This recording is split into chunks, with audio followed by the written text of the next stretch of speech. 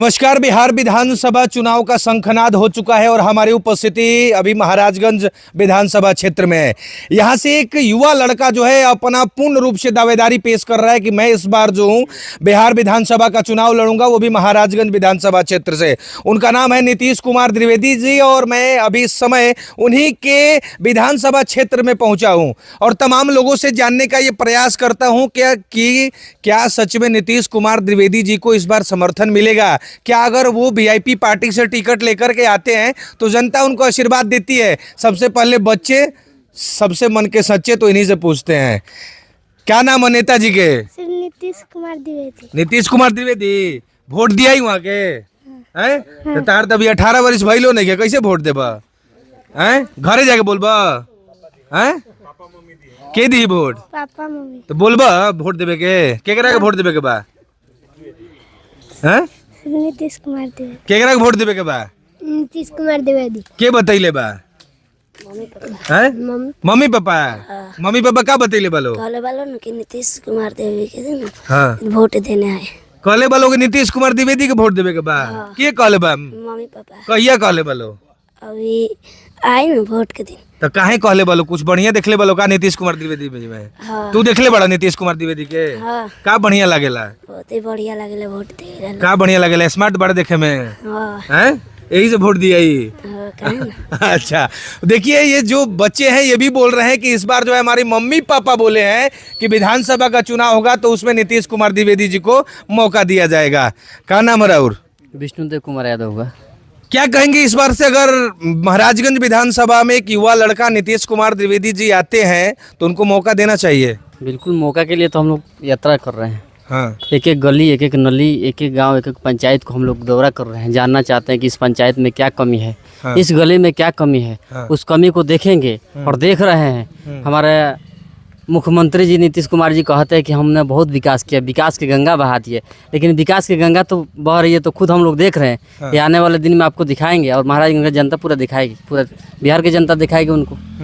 नीतीश कुमार जी से उम्मीद है? एगो नीतीश तो आप लोग बोल रहे हैं कि फेल हो गए, ये नीतीश से उम्मीद है? बिल्कुल उम्मीद है, जब भी तो साथ में रह रहे हैं, पूरा दिन रात काट रहे हैं जंगल में। हाँ। देख ही रहे हैं हाँ। कि पेड़ के नीचे हम लोग पड़े हुए हैं। हाँ। जहाँ रात हो रहा है वहीं पे हम लोग विश्राम कर रहे हैं। हाँ। जहाँ दिन हो रहा है तो चल रहे हैं। मतलब इनसे उम्मीद है कि ये अगर आएंगे तो विकास करेंगे? बिल्कुल उम्मीद है, तभी कर रहे हैं। उम्मीद है कि पूरा मतलब बदलाव करना, बदलाव इस बार महाराज में बदलाव चाह रहा है। हाँ, चलिए आई है जो चाची लो बालो यहाँ लोग से बतिया होता नहीं का कहता नहीं लो। का नाम है चाची राउर? हमार हाँ सुनाई ना। सुनाई ना। हाँ। के वोट दे अब? बबुआ के देम। बबुआ का नाम है? नीतीश द्विवेदी नाम है। हाँ। इहे के वोट दिया हाँ, काहे इन्हीं के वोट दिया ही? ना इहो के दिया कि जीतब तो कुछ हमनी के करब गरीब के। हाँ। हाँ। सब जना तो गरीब खातिर कहे ललो, कहाँ करे ललो? तो वैसा का करब नु। हाँ। वहाँ के जीती तो हमरा का करब तो ठीक है कहा। मतलब यहाँ से विश्वास बावे कि जीती है तो करी है। हाँ, विश्वास बताबे न कहतनी बाबू। हाँ। आए? विश्वास बताबे न कहतानी तो। हाँ। तो यहाँ का पक्का वोट देब ना? हाँ, दियाई बाबू का हम वोट देबे, हमनी के कुछ करब तब नु। अकेला ही देहब कि पतोहियो के दिवाए? पतोहियो दी, सब लोग दी। सब लोग हाँ, हमर मालिक दिहन, पतो दी, बेटा दी, नाती हाँ। सबे दी। तो जीत जाइए तो का मांगब इनके से? अब वहाँ कम नहीं जाने अब की का दे। मतलब रउरा का चाहब जे रउरा खातिर का कर जीतला के बाद? हमरा का दे। हाँ। बेटी का बियाह हम करतनी, हमरा का जन बुझाई तन कर। करब। अच्छा, घर दुआर बा? घर द्वार नहीं खे बाबू, नहीं पलानी खे? ना। नीतीश कुमार से घर नहीं खे मिलल? ना अभी नहीं खे मिलल बाबू, वहाँ का करे का होई। पेंशन मिलेला? ना बाबू, पेंशनो ना मिलेला? ना, कुछ ना मिलेला। कुछ ना मिलेला? ना। देखिए नीतीश कुमार जी हाल है आपके सरकार में कि यहाँ पर वृद्धवादी का नाम हो, आप पूरा नाम बताइए अपन। हमार ना हो सुनाई ना। सुनाई ना यहाँ के नाम अब यहाँ का आज तक अभी पेंशनो ना मिलेला। तो रउरा उम्मीद बा जे नीतीश जी जीती हन तो पेंशन उनशन सब मिले लगी? हाँ, सब यहाँ का जीतब तो अपना करे ना तो ना करे। हाँ। यहाँ का गरीब बुझब तो कर दे। हाँ, मतलब उम्मीद बा जे यहाँ के जीतब तो करब। हम करे। तो देखिए ये महाराजगंज विधानसभा क्षेत्र है और आपको मैं बता दूं कि यहाँ पर जो है ऐसे लोग हैं, ये यहाँ की जनता जो है नीतीश कुमार द्विवेदी जी को इतना चाहती है, इतना मानती है कि बोल रही है कि मैं इस बार जो नीतीश कुमार द्विवेदी जी को वोट करूंगी और जिताऊंगी। और मुझे पूरा उम्मीद है कि नीतीश कुमार द्विवेदी एक युवा लड़का अगर जीतते हैं यहाँ से तो हमारे लिए घर, पेंशन, वो तमाम चीज़ें जो एक आम जनजीवन को चलाने के लिए चाहिए वो हमें अवश्य मिलेगी। क्या नाम है? शत्रुघ्न राम। विधानसभा के चुनाव आवेला बा, मालूम बा? हाँ मालूम बा। कहिया होखे वाला बा पता बा? अक्टूबर नवंबर में होई। हाँ तो वोट केकरा के देहब?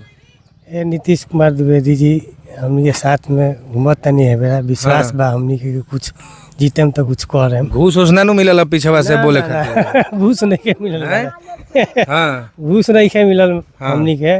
मतलब काहे लगता कि यहाँ के विकास करें? बहुत लोग आइल कहल के विकास करब। देखी केहू नया आदमी के चुनल जाला कि कुछ आई तो कुछ करी अच्छा। ना, हाँ माने कुछो बदले खातिर केहू के बदल जाला तो बदल लेला हाँ। ना। आ कहीं चुनाव के एक दिन पहले रौरे बदल गई तब का होई? तो ऊ तो अब के जानता कि के रही या के जी जिंदगी में के। अरे ना, ना, जिंदगी के ना कहीं मिल गई हूँ तो कहीं रौरे बदल जाए ना। ऐसा बात नहीं है। नीतीश जी के वोट दिया ही। हाँ वोट दिया। का उम्मीद लागत है जो महाराजगंज के जो विकास नहीं खे भइल वो नीतीश जी करे? करम हमनी के उम्मीद बा कि करम यहाँ के। हाँ विश्वास बा। हाँ। हाँ तो वोट यहाँ के दिया ही। हाँ दिया ही। और विश्वासे पर कोनो चीज कोई जाला। हाँ सही बात। और रउआ के हमरा विश्वास हो गइल कि रउआ हमरा संगे कुछ हो करम, हमरा के बढ़ाएम। हाँ। चाहे कल नहीं खे चाहे घर नहीं खे, हमरा के कुछ। तो ऐसा का लागल रहुआ नीतीश कुमार द्विवेदी जी के देख के कि रउरा एकदम मन बना लेने की ना यहाँ के वोट दिया ही? का देखनी है? का लागल? देख के हमरा ना लागल ह। हाँ। कहे के मतलब हमनी के संगे आवत तनी गांव में कितना दिन से। एकरा पहले यहाँ के आइल बनी? हाँ हाँ आइले बनी। अच्छा। हमनी मतलब के पहले से रउरा जानत नहीं? जानत तनी। हमनी के आई भीम जी के जयंती में यहाँ के आई रहनी। भीम जी के जयंती हमनी के मनौनी सन, तो मैं आई रहनी। हाँ तो हमनी के मुंड बन गइल बाबे। मुन बा, खुशी बा हमनी के कि हाँ यहाँ के कुछ वोट देवे के चाहिए। वोट देवे के चाहिए, यहाँ के सहयोग करम हमनी के। चलिए तो देखिए महाराजगंज की जनता जो है इस बार मूड बना चुकी है अपना कि अगर नीतीश कुमार द्विवेदी जी आते हैं विधानसभा का टिकट लेकर के हमें उनको अवश्य मौका देना है। जय हिंद।